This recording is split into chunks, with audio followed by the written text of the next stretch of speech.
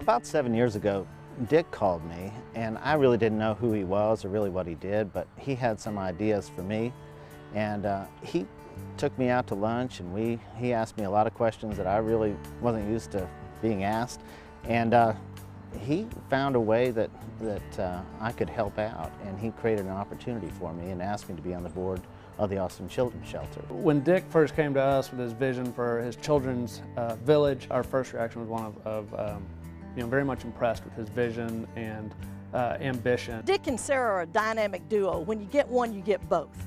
And Dick is the developer, realtor, philanthropist, extrovert. And Sara is the detail, that laser-like focus, knows how to get things done, and that quiet philanthropist extraordinaire. They go in and work with an organization and see what the real needs are. And it's not just money, it's what kind of skills or people they need to help them work through their issues. And then they tap their resources, their connections, and see how others in the community can tie in and help that organization. He understands how his efforts will further the mission of the organization. He understands how it absolutely impacts lives that are served by the organization. And we laugh at what I call the monkey in the box dinners or lunches, where they're being headlined because of something they did and it draws people there. It gets a room full of people to spend 30 minutes or an hour remembering that the world is bigger than them and they have a responsibility there to impact the world around them. Sara is really a treasure both to the Austin Children's Shelter and to the community at large as far as how our children are concerned. She really cares about those who are most vulnerable, and so she gets involved not only to help the children that we serve but also to support the staff and the volunteers, and she does that quietly behind the scenes. She consistently gives more than her fair share of time, talent, and treasure. She's done everything from work with the children, serve on the board, she does fundraising, she's everywhere. Dick does tell people, I want you to consider being significant. Dick has not so much approached us with the request to be significant, but more with the challenge to be significant in the things that we're doing. You spent your first half of your life being successful. Now it's time to be significant. He means by that, of course, it's time to give back. If it wasn't for the dedication of Dick and Sara and their willingness to give and to bring others along to give generously as well, we wouldn't be in a position to serve more children as we are today. We wouldn't even be in the position of being able to create a new campus that better meets the needs of the kids. They are the ones who made it happen, and they've been there every step of the way, bringing on the support that's going to make our vision a reality. One reason that Sara and Dick have done so much good for so many people is because they don't spend time in meetings. Instead of spending time talking about it, Dick Rathgeber is spending time doing it. I think when you bring someone to the fore that has knowledge and passion, a willingness to commit his own resources first, and who is absolutely undeterred in his execution of the plan, you get success. And that's what Dick Rathgeber brings to the table.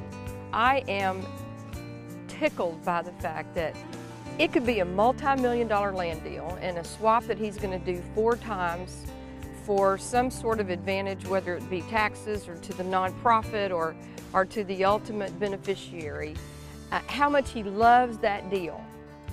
But he doesn't love that deal one speck more than calling me almost weekly and telling me that hams are on sale at Randall's for 99 cents a pound. Each year that I've been on the board, Sara and Dick have hosted our volunteer appreciation party.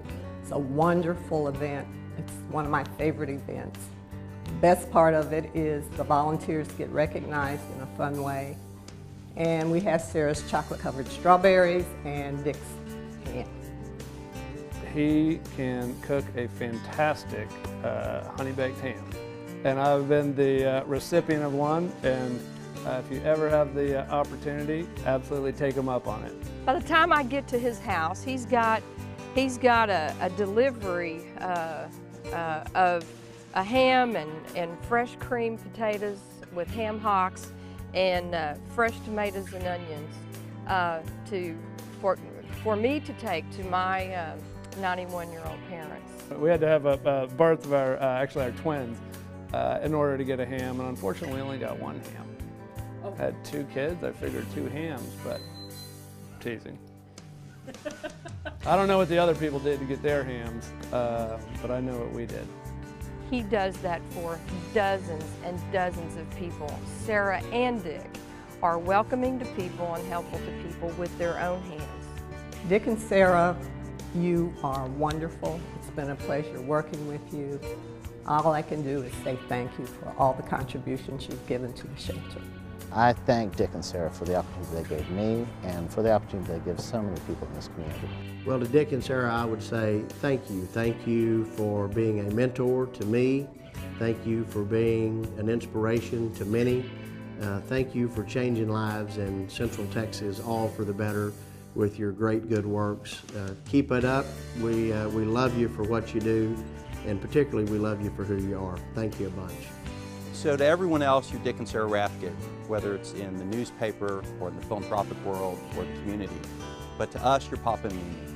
And the legacy that you've left us, as great as it is for what you've left the community, what you've left your family, and the desire to succeed, the knowledge that they will succeed, and the knowledge that the world is bigger than us and we have a responsibility, is a legacy you can never outlive. We love you.